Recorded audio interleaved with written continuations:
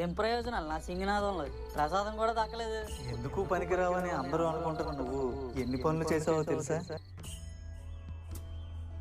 నీ అహంకారాన్ని పక్కన పెట్టి చెయ్యి చాచి అందరినీ చందా అడిగాడు. అంకుల్ గారు వినాయక చందా, ఆంటీ గారు చందా.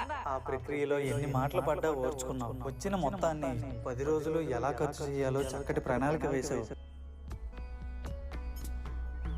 నీతో ఉన్న వాళ్ళని ఒక నాయకుడిలా నడిపించావు. మా పందిరిని చూసి ఊర్లో ప్రతి ఒక్కడు ఇది పందిరా ఏముందిరా అనకపోతే నా పేరు మధువే కాదురా. కష్టం వచ్చినప్పుడు క్షణం కూడా ఆలోచించకుండా నిలబడ్డావు. వచ్చిన సొమ్ము సరిపోనప్పుడు సమయస్ఫూర్తితో ఆలోచించి సరిచేసావు.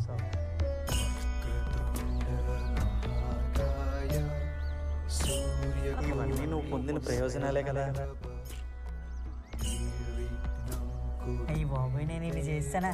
ఈ మేకు చుట్టుగాడు పొడతలో బల్లి ఉన్నారు కానీ ఎప్పుడు నా గురించి ఎంతలా